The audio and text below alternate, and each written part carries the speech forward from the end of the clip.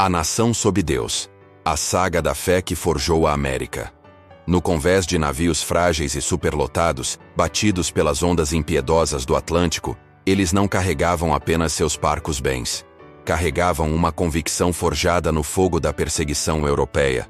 Uma fé que buscava não o ouro, mas um Sião no deserto.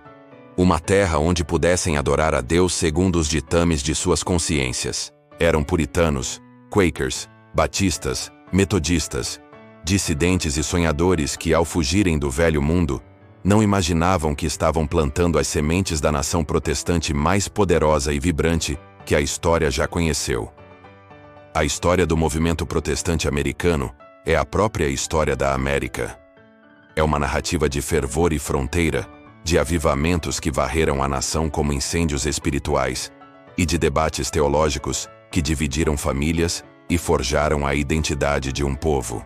É a saga de como a busca por liberdade religiosa se entrelaçou com o destino de um continente, transformando uma colcha de retalhos de colônias numa superpotência global, cuja alma foi moldada no púlpito, no banco da igreja e na leitura solitária de uma Bíblia de capa de couro. Prepare-se para embarcar numa jornada pela fé que construiu e continua a definir os Estados Unidos da América. E se você está gostando desse conteúdo, dê o seu like e se inscreva no canal e compartilhe para continuar recebendo conteúdos como esse. A cidade sobre a colina. O sonho puritano. Tudo começou com uma visão. Em 1630, a bordo do navio Arbella, o advogado e futuro governador John Winthrop proferiu um sermão que se tornaria a certidão de nascimento espiritual da América. Ele conclamou seus companheiros puritanos a construírem uma cidade sobre a colina, uma comunidade modelo de piedade e ordem bíblica, cujos olhos do mundo estariam sobre ela. Como ele mesmo disse, seremos como uma cidade sobre uma colina.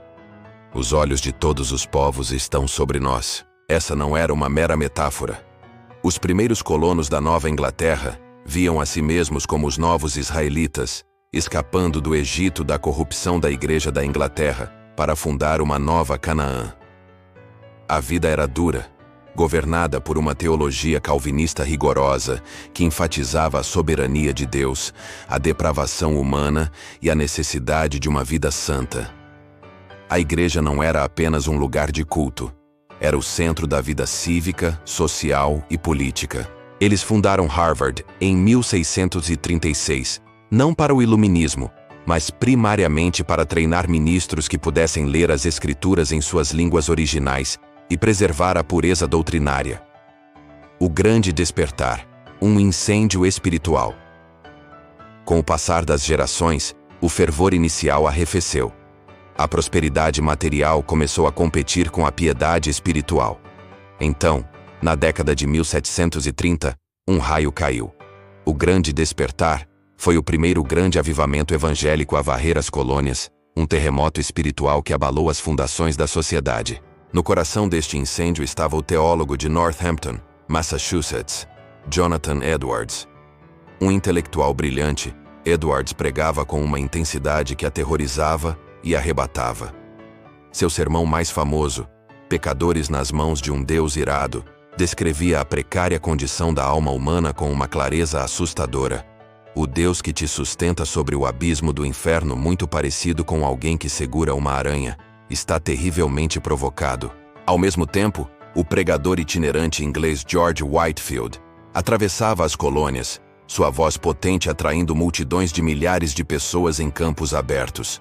Um fazendeiro de Connecticut, Nathan Cole, descreveu a corrida para ouvir Whitefield. Eu larguei minha ferramenta e corri para casa até minha esposa, dizendo-lhe para se preparar rapidamente para ir ouvir o Sr. Whitefield pregar em Middletown. E corri para a minha pastagem por meu cavalo, galopando o mais rápido que meu cavalo podia aguentar. O despertar democratizou a religião americana. Ele enfatizou a experiência de conversão pessoal, o novo nascimento, acima da filiação formal à igreja. Deu poder aos leigos e abriu caminho para denominações mais populistas, como os batistas e metodistas, que se tornariam gigantescas no século seguinte. Mais crucialmente, foi a primeira experiência compartilhada por todas as colônias, criando um senso de identidade pan-colonial que pavimentaria o caminho para a Revolução Americana, destino manifesto e a conquista de um continente. No século XIX, a nação explodiu em direção ao oeste. Essa expansão foi impulsionada não apenas pela busca de terras, mas por uma profunda convicção protestante conhecida como destino manifesto, a crença de que Deus havia ordenado aos Estados Unidos que se expandissem pelo continente levando consigo a liberdade, a democracia e o cristianismo evangélico. Nessa fronteira bravia, surgiu um novo tipo de pregador, o Circuit Rider, metodista. Homens como Peter Cartwright, rudes e fervorosos, cavalgavam milhares de quilômetros por ano, pregando em cabanas, tavernas e nos famosos camp meetings, acampamentos de avivamento.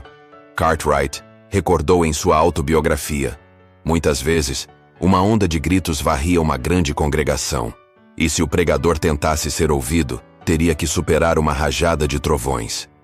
Esses avivamentos do segundo grande despertar, liderados por figuras como Charles Finney, que introduziu novas técnicas para induzir conversões, transformaram a paisagem religiosa.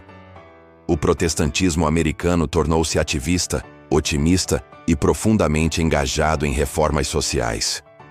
Movimentos pela abolição da escravatura, pela temperança, proibição do álcool e pelos direitos das mulheres nasceram nos corações incendiados por esses avivamentos.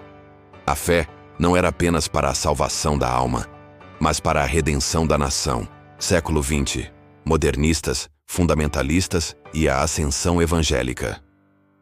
O século XX testou a hegemonia protestante. A imigração em massa trouxe milhões de católicos e judeus. A ciência moderna, especialmente a teoria da evolução de Darwin e a crítica bíblica alemã, desafiaram as interpretações literais das Escrituras. A sociedade se dividiu.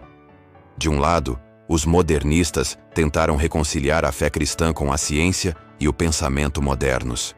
Do outro, os fundamentalistas entrincheiraram-se em defesa dos fundamentos da fé, a inerrância da Bíblia, o nascimento virginal e a ressurreição corporal de Cristo. Essa batalha cultural culminou no famoso Julgamento do Macaco de Scopes em 1925. Após a Segunda Guerra Mundial, uma nova força surgiu das cinzas do fundamentalismo, o evangelicalismo. Liderado pela figura carismática de Billy Graham, este movimento combinou a teologia conservadora com um engajamento cultural mais sofisticado. As cruzadas de Graham encheram estádios ao redor do mundo. Em uma de suas pregações, ele declarou a milhões: a Bíblia diz que há um caminho para a salvação, e esse caminho é através do Senhor Jesus Cristo. Ele se tornou o pastor da América, aconselhando presidentes e definindo o tom da vida religiosa da nação por mais de meio século. Uma alma em constante movimento, desde os puritanos em busca de uma utopia bíblica, até a ascensão da direita religiosa e o cenário diversificado do século XXI, o protestantismo tem sido a corrente elétrica que anima o corpo político e social americano. Ele deu à nação sua linguagem de excepcionalismo, sua paixão por reformas e seu DNA de individualismo e voluntarismo. Tornou-se a maior nação protestante do mundo não por decreto de um rei, mas pela fervorosa e incessante pregação, testemunho e organização de milhões de crentes comuns ao longo de 4 séculos. Mas, hoje a paisagem religiosa americana está mudando novamente, com o crescimento dos sem religião e a diversidade cada vez maior. No entanto, a influência da saga protestante permanece indelével. Está gravada na arquitetura de suas cidades, nos ritmos de seu calendário político e, mais profundamente, na busca contínua por uma união mais perfeita. Uma busca que para milhões ainda reflete a esperança de construir aquela cidade sobre a colina. A história do protestantismo americano é a história de uma nação em constante busca pela sua própria alma. Uma alma forjada entre o púlpito e a fronteira, em perpétuo avivamento.